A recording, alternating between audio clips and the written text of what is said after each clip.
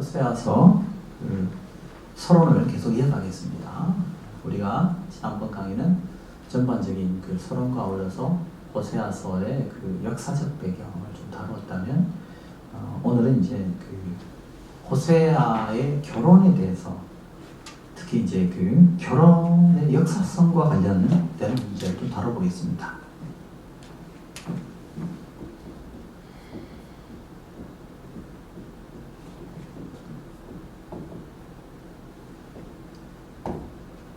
이제 호세아가 누구냐의 문제는 또 호세아가 결혼한 그 여인이 누군가와 또 맞물려 있기 때문에요. 특히 이제 호세아의 부인이 고멜,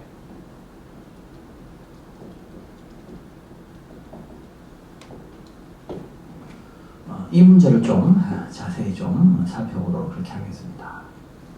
그 호세아서 1장 1절에 보면 그 부엘리의 아들이라는 표현인데 요것밖에 없습니다, 정보가. 그래서 호세아가 누군지는 정확하게 알 수가 없어요. 근데 이제 이 호세아서에서 이제 핵심 이슈는 뭐냐면은 호세아가 이제 결혼을 하는데 이게 음란한 여인과 이제 결혼을 하라는 하나님의 그 말씀이 나오기 때문에 이 호세아와 그의 아내 고멜의 이 결혼 문제가 이제 제일 핵심적인 그런 내용 가운데 하나다, 이렇게 볼 수 있죠.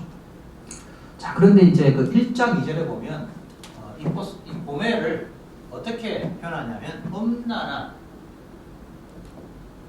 아내, 이렇게 이제 되어 있습니다. 음란한 아내. 그렇죠? 한번 우리 호세아서 1장 2절 한번 볼까요? 이건 한번 살펴보는 게 좋을 것 같습니다. 다 같이 한번 본문을 한번 보겠습니다. 호세아서 1장 2절.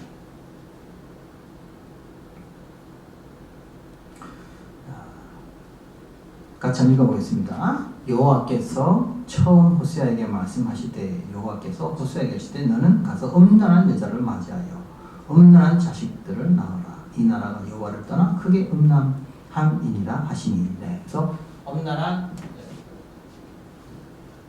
여자, 음란한 여자 이렇게 되겠습니다. 자, 그래서 여기 이제 음란한 여자와 결혼하라 그래서 이게 이제 학자들마다 이 내용이 상당히 좀 해석에 어려움을 던져주고 있습니다. 하나님께서 정말 음란한 여자라고 결혼하라고 하시면 맞는가라는 거죠.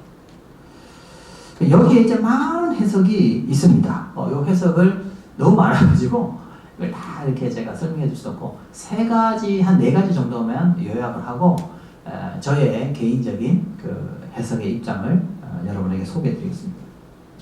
첫 번째 입장은 뭐냐면,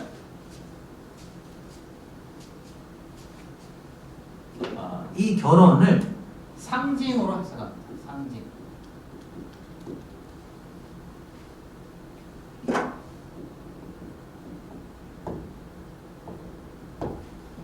다시 말해서 이 음란한 여자와 결혼하라고 한 이 말씀은 상징적인 거다. 그러니까 실제 결혼이 아니다는 거죠.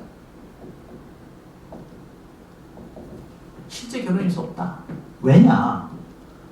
어떻게 거룩하신 하나님께서 음란한 여자와 결혼하라고 할 수 있느냐? 선지자에게. 이것은 하나님의 거룩성, 하나님의 그 도덕성과 배치된다, 이렇게 보는 겁니다. 가장 대표적인 자가 이재영이라는 아주 우리 보수 구약계에서는 가장 대표적인 그런 신학자라고 할 수 있죠. 미국의 웨스트민스터 신학교의 구약 교수로 계셨던 분입니다. 그래서 이재영 같은 학자가 이렇게 주장합니다. 호세아와 고멜 간의 결혼은 실제로 발생한 건 아니다. 그래서 이거는 상징적인 것으로 봐야 된다. 그렇죠? 상징적인. 심볼릭 비전이라고 해서 상징적인 비전으로 봐야 된다, 이렇게 해석합니다. 제가 그 이재영이 쓴 구약 총론에 나와 있는 이야기, 그 이재영의 그 주장을 짤막해서 제가 한번 소개해 드릴게요. 제가 요 인용문입니다. 이재영의 인용문입니다. 한 가지로는 만약 호세아가 실제로 음녀와 결혼했다면 그는 그 행동 때문에 자기 선교의 효과를 파괴하지 않았을까? 만약 그가 그런 부인과 사실로 결혼했다면 사람들은 그의 말 듣기를 거절하지 않았겠는가? 따라서 여러 경건한 성경학자들과 함께 필자는 그 내용이 상징적 의의를 가진다고 확신하는 바이다. 이렇게 이제 에더 제영이 그의 책 구약 총론 On Introduction to the Old Testament 이 책이 그 홍반식 오병세 박사님의 번역으로 이제 그 개혁주의 신흥협회라는 출판사에 번역이 되어 있습니다. 거기 보면 이재영의 이 주장이 나와 있습니다. 그러니까 이제 이재영은 어떻게 얘기했냐면 정말 이게 사실로 받아들여지면 아마도 그 하나님의 사랑, 하나님의 성품을 다른 이들에게 소개하고 전할 때 상당히 어려움이 있었을 것이기 때문에 아마도 이런 그 결혼이 실제 발생했다고 보기는 어렵지 않겠는가 이렇게 이제 그 이재영이 해석을 하고 있습니다.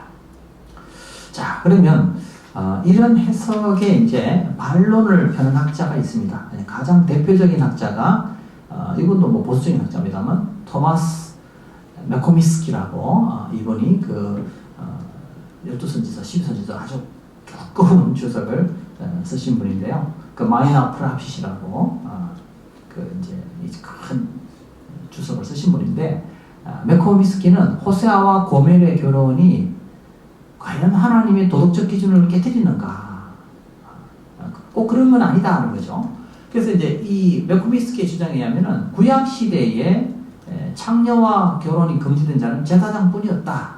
이렇게 해석하고 뭐 과거에 좀 그런 뭐 과거가 좀 어떻든 간에 뭐 그 사람이 또 좀 과거를 또 돌이키고 뭐 그렇게 했다면 뭐 그 신분이 어떠하든 누구와 결혼하는 것이 큰 문제가 되겠는가 이런 입장을 가지고 있습니다. 그래서 어쨌든 호세아와 고멜의 결혼이 굳이 꼭 그 하나님의 도덕적 기준을 깨트린다고 볼 수는 없지 않겠는가 이게 이제 그 메코미스키의 주장입니다. 근데 저는 뭐 이제 그런 걸 떠나서 저의 개인적인 생각은 왜 이재영이 이런 해석을 하게 되는지 충분한 또 제가 마음에 또 공감은 됩니다. 왜냐하면 하나님의 어떤 그 거룩성과 도덕성을 생각해 볼 때 이게 어찌 보면 이게 조화가 잘 안 되잖아요. 충분히 이해가 됩니다. 그래서 이제 다른 학자들은 이재영의 이런 어떤 고민을 충분히 공감하면서 좀 다른 대안적인 해석을 제시를 합니다. 뭐 대안적 입장이 뭐냐면 요게 최근에 보험치 학자들이 이제 몇몇 학자들이 주장한 입장인데요. 제가 좀 설명해 드리겠습니다.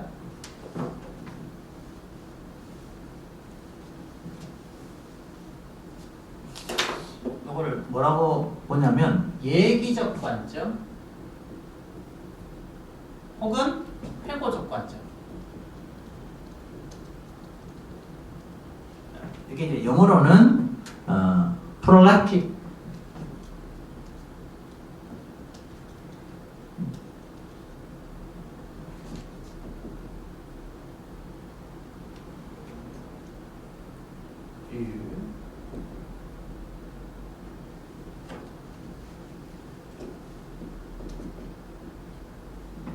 혹은 이걸 또 retrospect라고 합니다.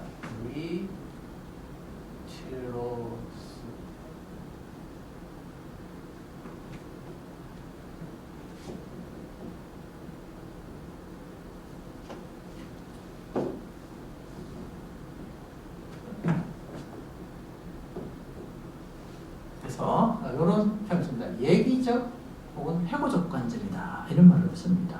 이게 무슨 말이냐면 이 예기적이다라는 예기적 그러니까 미리 어떻게 될 것인가를 예상하고 썼다는 거죠. 누가?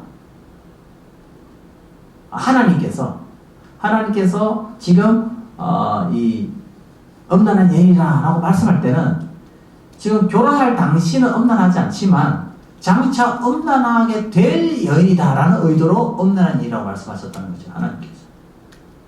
그러니까 여기에 그리고 the retrospective view, 회고적 관점이란 뭐냐면은 호세아가 이걸 기록할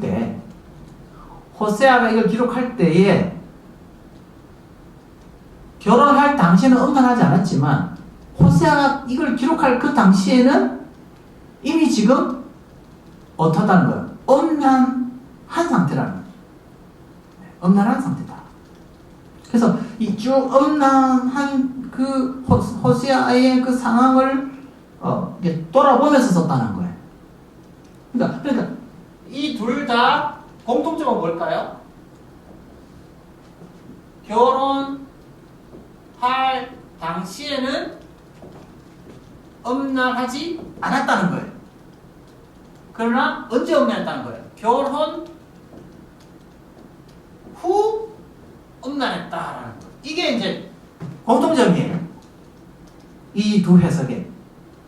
그러니까 하나님께서 음란한 여자와 결혼하라 했을 때는 곧 이제 결혼한 이후에 음란하게 될 것을 아시고 음란했다라고 말씀했다는 것이고, 또 회고적 관점이라는 것은 호세아가 지금 이 메시지를 기록할 당시에는 그 여인은 이미 돌아보니 결혼 이후부터 쭉 지금까지 어땠다는 거예요? 음란했다라는 거예요.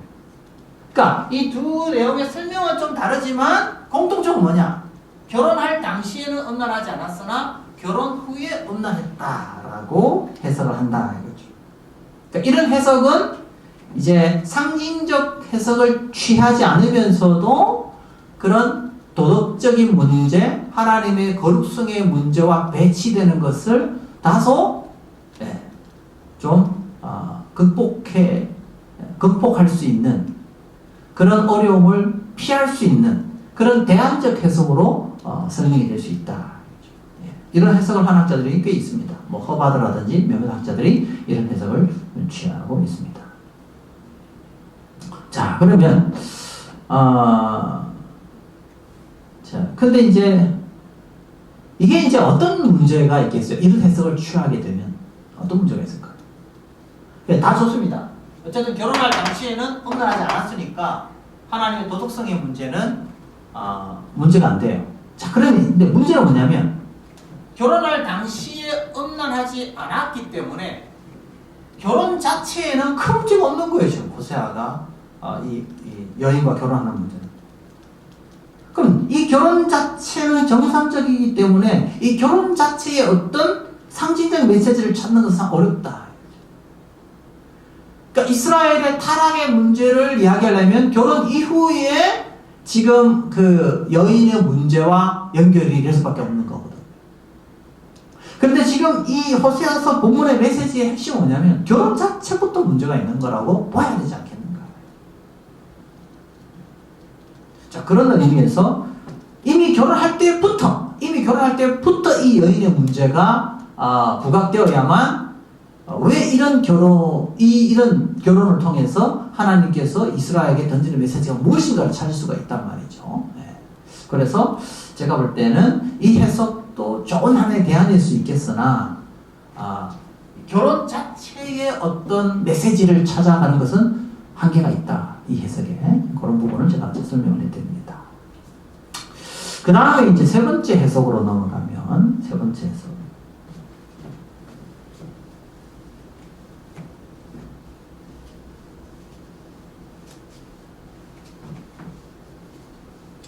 제가 좀 정리해드리면 첫 번째는 상징적 해석이다. 자, 결혼에 관련돼서. 두 번째는 예기적 혹은 회고적 해석이다. 설명해드렸죠. 세 번째 해석은 뭐냐? 이거는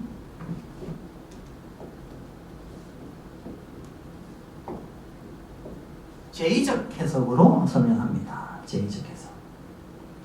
이건 이제 메이스 메이스라는 학자가 이 이제 호세아 주석에서 주장한 내용입니다만은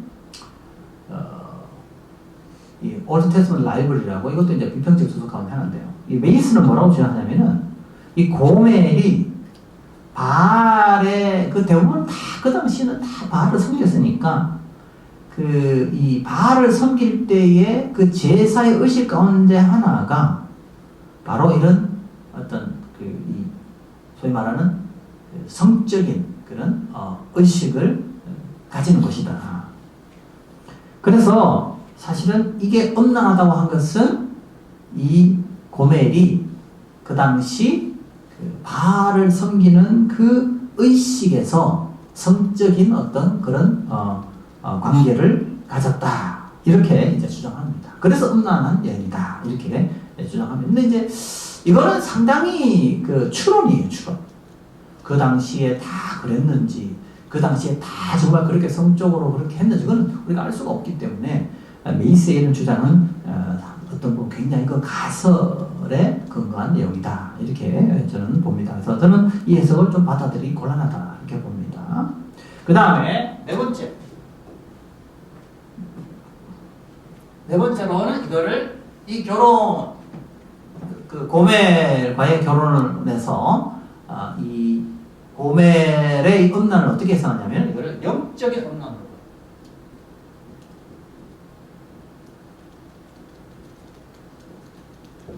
이 영적인 음란으로 보았다고 했을 때 이거의 장점은 뭡니까? 장점은 뭐죠? 결혼할 당시 육체적 음란은 없었다라는 거예요. 이것도 아까 말한 그런 상징적 해석의 어떤 하나의 대안으로 이제 볼 수가 있겠죠. 그럼 이거를 영적인 음란으로 보는 대표적 학자가 뭐냐면 더글라스 스토트라는 학자예요.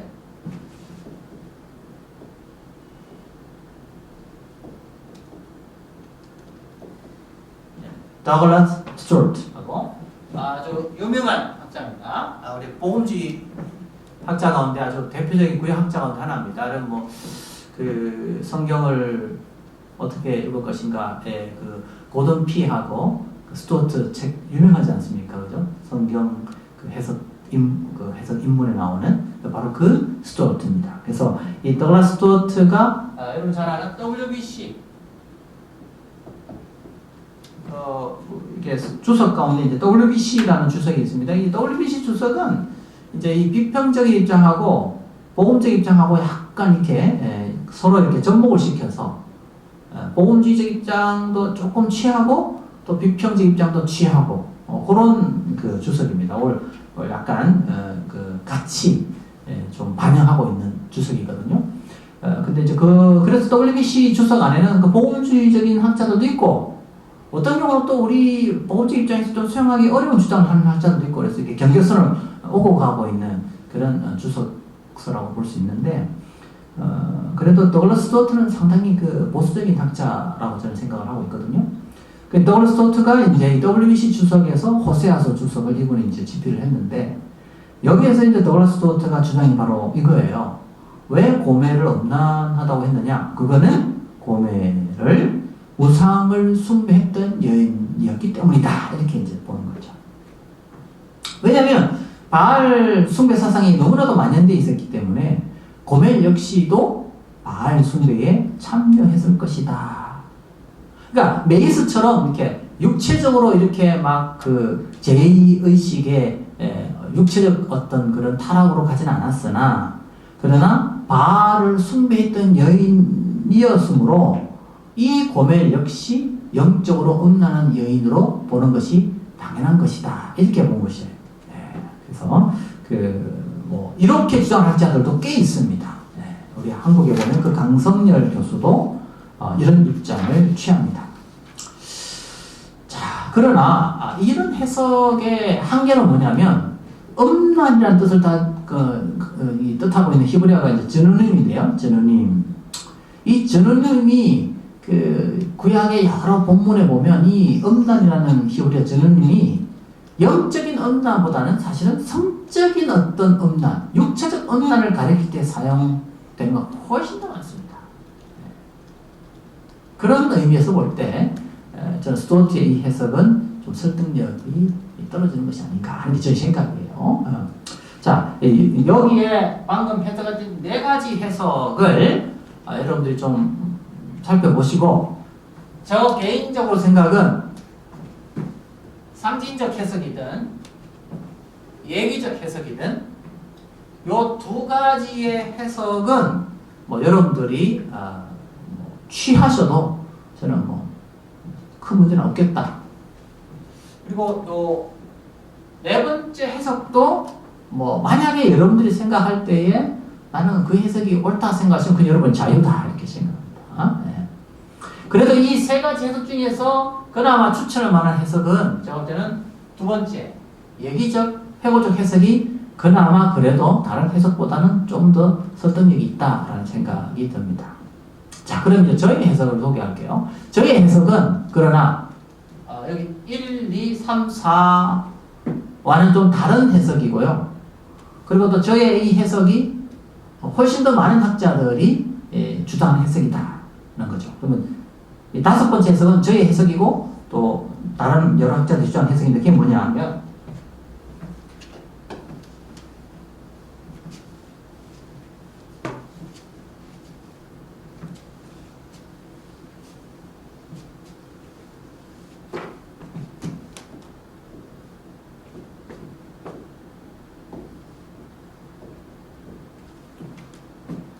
저의 입장이고 또 여러 학자들이 주장하는 건데 이걸 호세아의 결혼을 상징행위로 보는 것이다. 상징행위, symbolic act 혹은 sign act라고 하죠.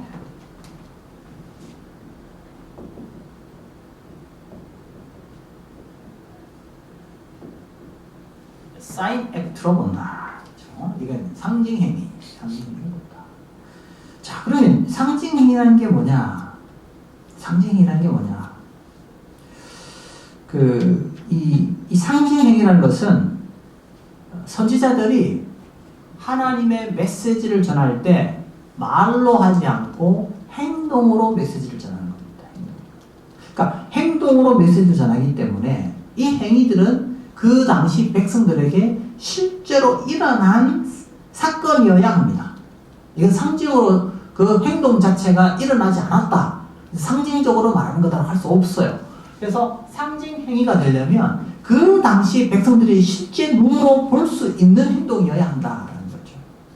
그 왜 상징 행위를 하느냐? 이 상징 행위를 통해서 좀 더 극적인 메시지를 전달하기 위해서다라고 볼 수 있습니다. 그럼 가장 대표적인 상징 행위는 뭘까요? 이사야서를 한번 보겠습니다. 이사야서 보면 이사야 20장에 보면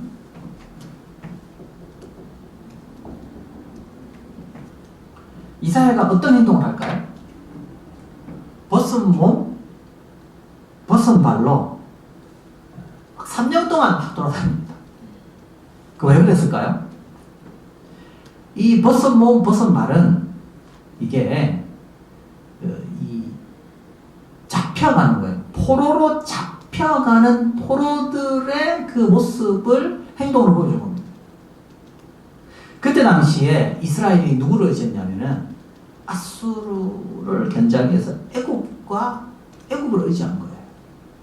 자, 그런데 이사야는 바로 애굽의 백성들이 이렇게 지금 포로가 되어서 끌려갈 것이라는 것을 보여줍니다. 그러니까 벗은 몸, 벗은 발. 그래서 학자들마다 이렇게 다 벗은 것이 아니고 이렇게 엉덩이만 이렇게 벗겨진 채로 그렇게 포로로 잡혀가지 않았는가 이렇게 해석을 하는 학자들도 있습니다. 어쨌든 이 수치스러운 모습이죠. 그래서 발도 벗겨지고 몸의 일부도 벗겨져서 이렇게 포로로 잡혀갔다는 거죠. 그러니 너희들이 의지하는 그 애굽도 이렇게 수치를 당할 수 있는데 너희들이 그 애굽을 의지하는 게 무슨 의미가 있느냐 하면서 아까 말씀드린 대로 동맹에 의지하지 말고 하나님을 의지하라고 이사야가 그 벗은 몸, 벗은 발로 상징적 행동을 통해서 보여준 거죠. 그러니까 만약에 이 이사야의 이런 행동이 이게 행위가 그냥 실제 일어난 사건이 아니면 이건 메시지가 될 수 없는 겁니다. 그래서 말보다는 행동을 통하여 훨씬 더 극적인 효과를 드러내어주는 것이 바로 뭐냐면 상징행위다라고 볼 수 있습니다. 예레미야도 역시 이런 상징행위를 합니다. 어떤 행동을 할까요? 바벨론이 쳐들어옵니다. 이스라엘 백성들이 회개를 안 하니까 이제 예레미야는 멸망은 정해졌다. 너희들이 이제 바벨론을 너희들이 대항할 힘이 없다. 왜냐하면 바벨론 뒤에는 바로 하나님께서 바벨론을 들어서 너희를 지금 이제 심판하려고 하는데 어떻게 하나님의 계획을 너희들이 막을 수 있겠느냐. 회개하라고 그렇게 외쳤지만 회개하지 않았기 때문에 결국은 멸망밖에 없다라는 거. 그래서 이 상징행위를 하는데 뭘 하느냐면 예레미야가 멍에를 메고 다닙니다. 멍에. 왜 멍에를 맵니까? 그게 바로 이스라엘 백성들이 결국 멸망할 것임을 보여주는 거죠. 멍에를. 그러자 이제 거짓 선지자 하나냐가 와가지고 예레미야의 명예를 확 깨버립니다. 이 멍이라는 것은 결국 이제 유다가 멸망을 당하고 결국 이제 포로로 잡혀갈 것이라는 것을 보여주는 거거든요. 그러자 이 하나냐가 와가지고 그런 일은 없다 이러면서 멍에를 깨뜨려 버립니다. 그러자 어떻게 하죠? 예레미야는 아예 멍에를 깨뜨리지 못하게 쇠멍에를 메고 다닙니다. 이게 뭐라냐면 이런 걸 우리 뭐라고 하죠? 상징행위다. 그리고 이 상징행위를 가장 많이 드러내주는 책이 뭡니까? 바로 에스겔서입니다. 에스겔은 모든 그 내용, 그러니까 전반부의 대부분이 뭐로 이루어져 있냐면 상징행위입니다. 네. 어떤 행동을 합니까? 왼편으로 390일, 오른편으로 40일을 눕기도 하고, 또 칼로 머리털과 수염을 쫙 깎기도 하고, 또 아내가 죽었을 때 울지도 못하고, 하여튼 이 많은. 그래서 이제 그 에스겔서 3장인가요? 제 기억으로 거기 보면 이제 하나님께서 에스겔에게 벙어리가 되게 하죠. 말을 못하게 합니다. 여러분 그러면 에스겔이 말을 못하면 그러면 하나님의 선지자 사명을 감당하지 못합니까? 아니죠. 에스겔이 벙어리가 되는 순간부터 더 극적인 메시지를 전합니다. 뭘 통해서 전하죠? 몸을 통해서 전합니다. 그래서 다른 어떤 텍스트보다도 에스겔이 이런 상징행위의 메시지를 아주 강하게 메시지를 전달합니다. 어떤 사람들은 에스겔이 말을 못하고 그렇게 된 것은 너무 충격적이라서 바보가 되고 정서적으로 문제가 있고 그런 식으로 이야기합니다. 근데 저는 이제 그렇게 보지 않고 에스겔이 말을 못하게 되는 이유부터 에스겔은 입술이 아닌 몸으로 메시지를 전한 자다라는 것을 텍스트가 강조하는 것이 아닌가 저는 그렇게 생각을 합니다. 그래서 에스겔을 정신 이상자로 사이콜로지컬리 멘탈리 완전히 이상한 사람으로 그렇게 해석하는데 저 동의가 되지 않아요. 어쨌든 이사야, 예레미야, 에스겔은 당대의 백성들이 볼 때는 상당히 이건 기이한 행동이다. 기이한 행동. 볼 때 너무 좀 이상한 행동들을 하고 있는 거죠. 자, 그러나 그러한 기이한 행동들이 결국 뭐를 의미하냐면 하나님께서 이스라엘을 향한 어떤 매우 중대한 어떤 그런 메시지를 전달하는 그런 도구로 사용되어지고 있다라는 것을 알 수가 있어요. 그래서 저는 에스겔과 호세아의 결혼이 당대의 백성들에게 굉장히 기이한 행동이어야 한다. 그러면서 뭐예요? 어떤 충격적 메시지가 전달되는 거죠. 호세아의 행동은 어떻습니까? 음란한 여인과 결혼하는 거죠. 음란한 여인. 그러면 그 당대의 백성들에게 굉장히 기이한 행동이다. 그래, 이건 뭡니까? 이스라엘의 언약적 불성실을 극적으로 묘사해주는 상징적 메시지다라고 볼 수 있고, 그 음란한 여인을 끝까지 기다리고 또 그 여인이 돌아오기를 또 기다리고 또 음란해서 간 여인을 다시 찾아가는 이런 모든 일련의 행동들은 끝까지 하나님을 떠나는 그 이스라엘 백성들을 끝까지 포기하지 않고 찾아가시는 하나님의 언약적 성실성을 강조해 주는 것이다. 그런 의미에서 저는 이 호세아의 이 결혼은 실제로 일어난 사건으로 보는 것이 맞고, 그 결혼할 때에 그 여인이 실제로 음란한 여인이었다고 보는 것이 맞다고 보고, 그리고 이런 기이한 어떤 행동들은 무엇을 의미하느냐?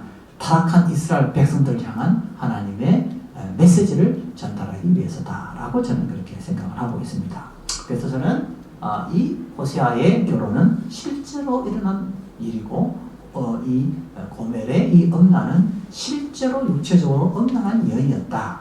그래서 결혼할 당시에 이 여인은 이미 육체적으로 엄란한 여인이었다. 이렇게 보는 것이 메시지에 부합하다라고 저는 그렇게 생각합니다. 그러나 저의 이 해석에 동의하지 않으시고 아까 말씀드린 대로 상징적 해석이나 혹은 얘기적 회고적 관점을 그렇게 또 이렇게 주장하셔도 저는 무방하다, 큰 문제는 없다, 저는 그렇게 생각하고, 제가 주장하는 이런 해석도 우리 복음제학자 중에서도 상당히 많은 분들이 그런 입장을 취하고 있다라는 사실을 말씀을 드립니다. 그래서 이런 해석에 대해서 너무 지나친 논쟁에 들어가는 것은 저는 바람직하지 않고, 오히려 이 결혼을 통해서 하나님께서 전달하는 메시지가 무엇인가를 보는 것이 저는 더 중요하다, 이렇게 생각합니다. 자, 그 다음에 우리 이제 다른 주제로 넘어가 보겠습니다.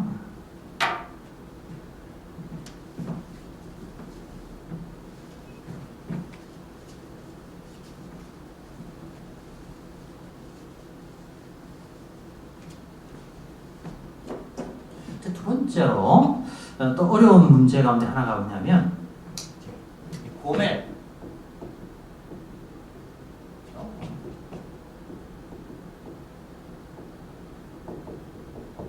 이 고멜에 대한 그 해석인데요.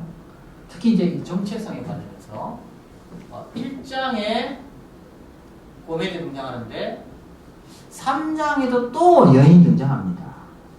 그래서 1장의 여인과 3장의 여인이 서로 같으냐 다르냐에 따라서 많은 해석이 또 발생하고 이것 때문에 논쟁이 굉장히 큽니다. 그래서 요 해석도 정리를 하는 것이 좋겠다 하는 게 저의 생각이기 때문에 요것도 강의를 하면 무지 길어집니다. 이것도. 근데 지금 우리는 본문으로 빨리 들어가야 되기 때문에 이 서론하고 이게 너무 시간을 많이 뺏을 수는 없잖아요. 그래서 요것도 아주 팍 축약해서 요 해석에 대해서 1장의 여인과 3장의 여인의 관계를 어떻게 해석해야 되는가에 대해서 세 가지 해석이 있어요. 첫 번째 해석은 어떤 해석이냐면 다른 여자에 대한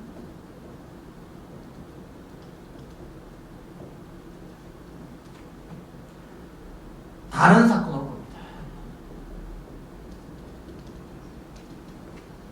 자, 이게 뭐냐면 1장의 여자와 3장의 여자는 다르다는 거예요. 자, 그렇게 되면 어떻게 되죠? 호세아는 결혼을 2번 한 것으로 됩니다. 다른 여자이기 때문에. 자, 그 이유 중에 하나가 뭐냐면 1장에는 여자에 대한 이름이 있는데 3장에는 이 여자에 대한 이름이 없어요.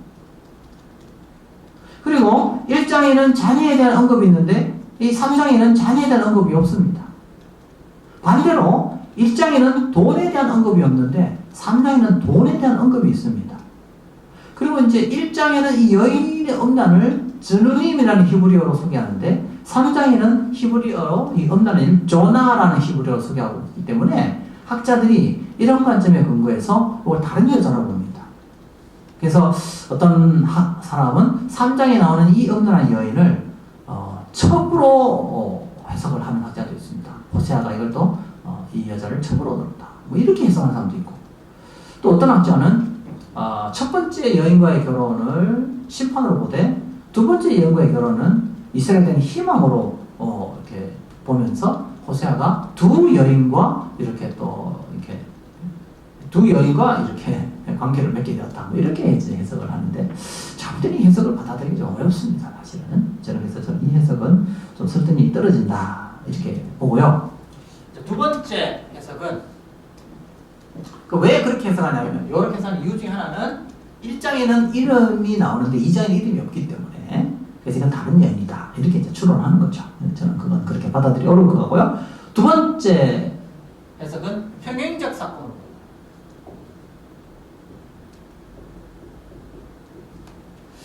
이 평행적 사건이라는 게 뭐냐면요, 한 사건이에요. 한 사건. 그죠?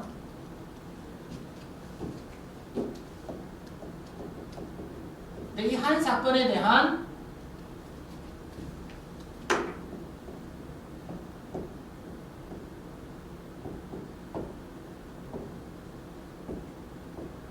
이 한 사건에 대해서 해석이 다른 거죠. 해석이. 하나의 사건이고요. 이걸 다르게 해석하는 거예요. 그래서 평행적 사건을 보는 것이다. 그래서 이제 어떤 학자들은 3장에 나오는 이 여인에 대한 부분은 후대의 편집자가 재해석한 것이다. 이렇게 해석합니다. 재해석한 것이다. 그래서